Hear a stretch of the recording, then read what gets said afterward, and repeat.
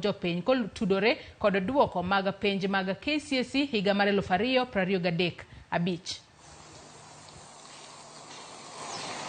Erokamano ahinya Joyce, awinji makare kendo wachio makare kaunti ma Homa Bay kaendi. Okinyi ma kawuono wabago twak gi jokanyo sekta mar somo e Homa Bay kaendi ka chutho wang'iyo duoko mar penj mar KCSE manogol wuok tich juma niendi kod jatend migawo mar somo e pacho kaendi. Kendo Joyce, en mor mara mar bedo e twak okinyi ma kawuono gi jotend riwruok ma kendo ratiro mag jopuonj sekondari e bade ma kaunti ma Homa Bay kaendi ma wadago go mbaka kaluwore kod duoko manogol ka wang'eyo ni thoth skunde ma Homa Bay kaendi nitie skunde noyudo duoko maber kendo pod en mor kod ilo ma pod okwako thoth skunde ma Homa Bay kaendi ka lur kod duoko maber mane giyudo e penj manotim higa mokalo. Bende nitie skunde moko ma bende ni kod ng'ur kaachiel makagi kacha kaluwore kod chochni ma giwacho ni obedo duoko mar penj mane chogol e pacho kaendi. En mor mara mar chako twak achiel kachiel okinyi ma kawuono kod jagoro mar riwruok mar Kupete bade ma Homa Bay kaendi mano Stephen Yogo ma bende en achiel kuom jokanyo e sekta mar somo ma bende osebedo ka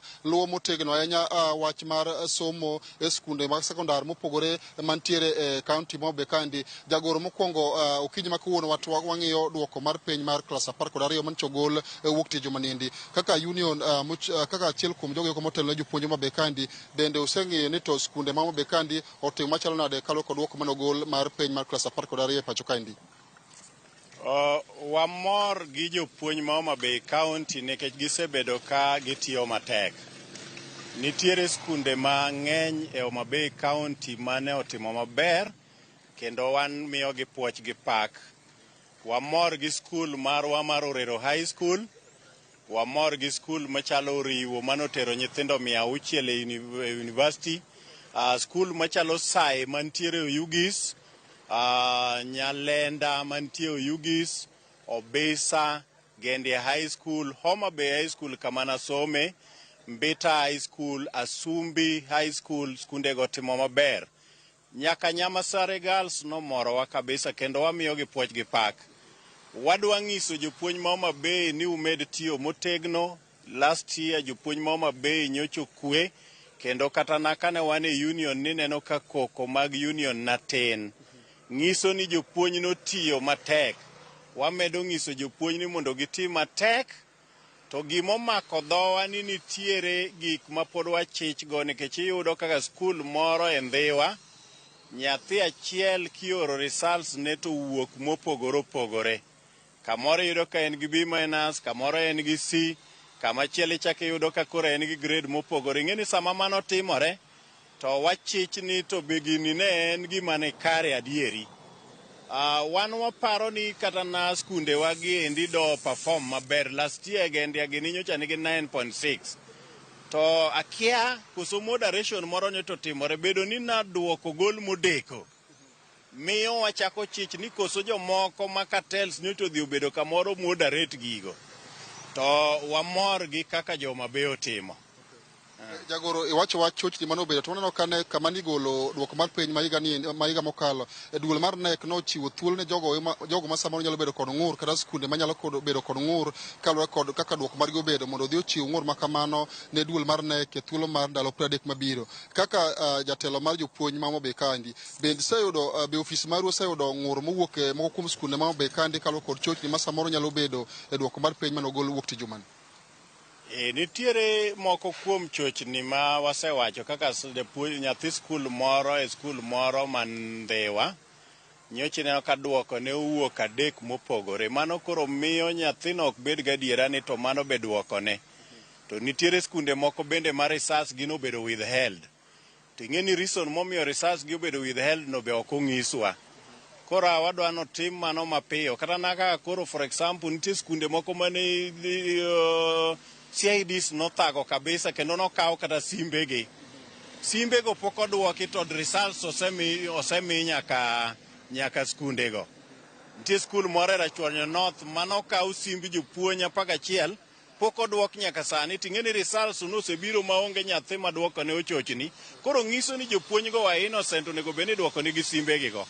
Koro miyo bedo ni chochni obuok e risas mag nyithindo moko bedo withheld no miyo wadhier ni to gigo be credible.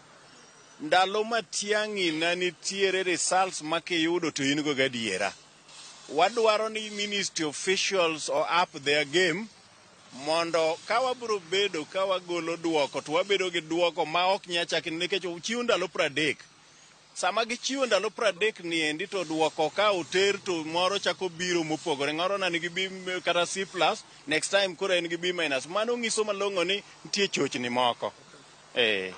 Kamano nya Joyce kapok adwok e studio mondo idhi nyime kod twak kan ka kod achiel kuom jotelo mag jopuonj kaendi wang'eni sama kosego duoko mag penj kamaendi to jopuonjre motimo maber koro ikore madonjo e university kata colleges mamoko. En ang'o monego bed ni japuonjre ng'iyo kapok oyiero course monego bed ni otimo e mbalariany kod kuonde tiegruok mamoko? Erokamano Ali, kapok aduogo penjono, damed pako jopuonj manotiyo matek Homa Bay kae, skunde machalo Oriwo, Mbita, Orero, gi moko wacho wago nigi kamano tich matek mane gitiyo kamere gi jopuonjre. Kaso bende anyalo bendo jiwo jok moko notimo maber ni pod gin gi higa ni pod ginyalo tiyo matek mondo gimbe higa manyien giyude duoko maber.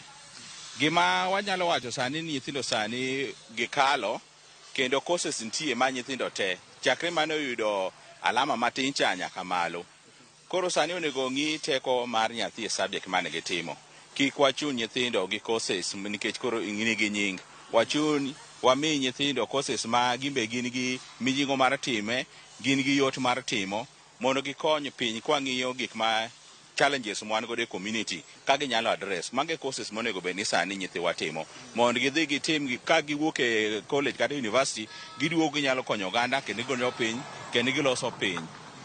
Koro courses to ng'eny maber kik giwe TVET, university nitie gi courses mang'eny. TVET koro janyuol, japuonj kata japuonjre mano kalo ni. Gikaw time gi gi go through courses go mos mag ng'i ere manyalo address ability mare gi grade mano yudo e duoko no. Joyce mano ne wan e twak achiel kachiel kod jotend jopuonje kaunti Homa Bay kaendi ka iwinjo ka thoth giwacho ni kata doko ni skunde mathoth Homa Bay kano timo maber e penj mar klas 12 mano go duoko mare to giwacho ni nitie chochni moko ka giseyudo ng'ur kowuok kuom jopuonj e skunde moko ma giwacho ni duoko margi samoro gineno ka ne ok owuok maber kaka ne gigombo mondo mi owuogi kod teko mane gineno ka jopuonjre mag nigo. Ka ok kamano Joyce abiro weyi mondo